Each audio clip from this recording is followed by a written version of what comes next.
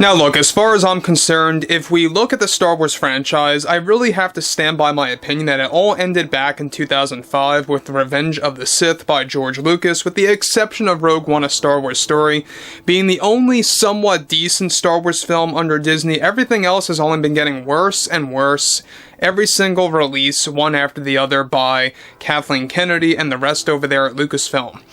This is Mike Zero. Subscribe if you're new and like this video to see future updates. You can also follow me at Mike01. I thank you also very much for the great and kind support.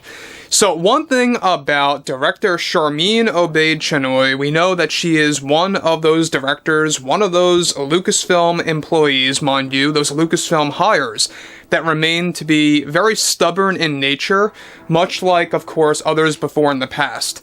And given that the Rey Star Wars film, as a lot of people like to call it, also the new Jedi Order movie for 2026, I think it's going to get delayed, to be honest with you, because production is not looking too good right now. Originally, they wanted to get this thing filmed by May of this year.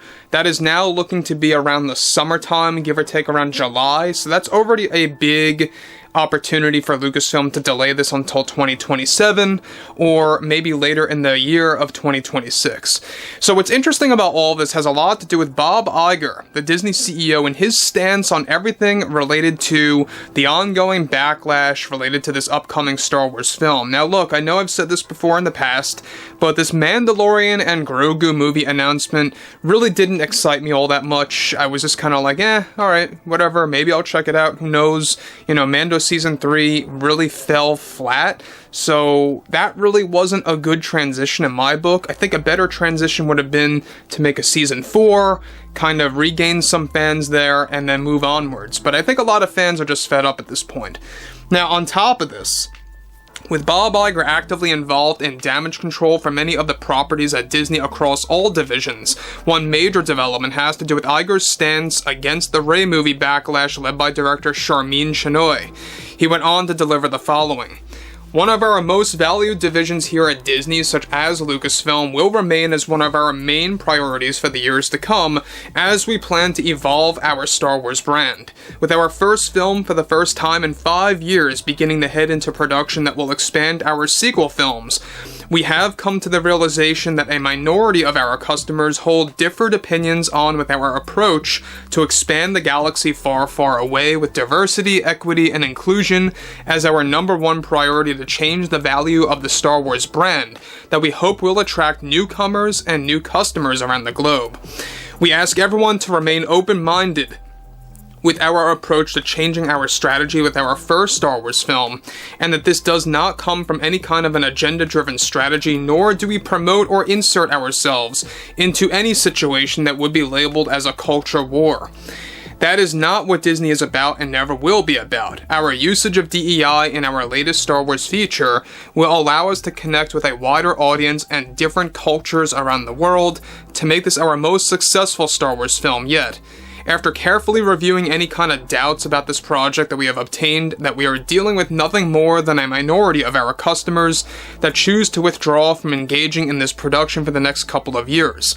I can't stress this enough when it involves our new approach to our Star Wars film slate, that we do not promote or provoke any kind of a culture war with our entertainment, especially entertainment that is geared for younger audiences on our end, that will tell new tales of what was created well over 40 years ago. With our latest film starring Daisy Ridley, we hope to reshape our brand that will be suitable for all audience types in our move to improve engagement levels for this popular brand that has remained on a hiatus for the past 5 years for the big screen. Now, guys, let me just say one thing before I continue on with Iger's stand here. Now, it was Bob Iger's call to kind of greenlight, I should say, that plan by Kathleen Kennedy to create this hiatus of Star Wars movies after The Rise of Skywalker. They wanted to kind of give them a break because they knew that there were so many fans walking away from the sequel trilogy movies. Bob Iger even admitted years ago that starting off with The Force Awakens that they played things a little bit too safe, and what do you know, here we are again. This is literally Bob Iger playing things safe with the upcoming Rey Star Wars film. They want to make things familiar again. They want to go back to what is familiar to the audience view. And that's exactly what they did with The Force Awakens, kind of making it A New Hope 2.0. This Rey Star Wars movie, which takes place 15 years after The Rise of Skywalker, is no different. This is basically using a familiar character face to promote new characters into the equation. Very similar to what they did with the legacy characters of Luke, Han, and Leia, introducing Poe, Finn, and Rey. Same exact scenario. So what's interesting about this, again, is the fact that Bob Iger remains very stubborn.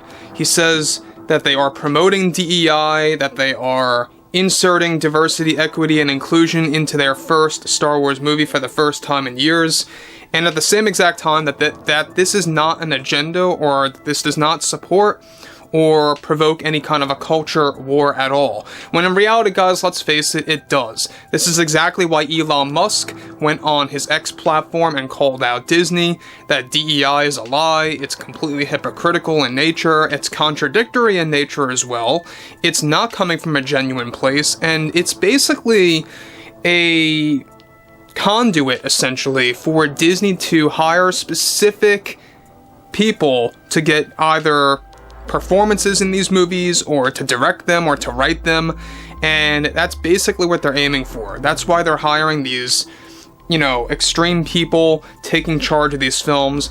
Most of course, the most notable one being Sharmeen Obaid-Chinoy, who is, in my opinion, worse than Rian Johnson, worse than J.J. Abrams, and worse than a lot of other directors that have ruined Star Wars projects in recent years. But let's move on. Now, he goes on to conclude, our insertion of DEI is to better connect with everyone, to either get the opportunity to perform in our products or features, and to share this experience with the world to inspire others.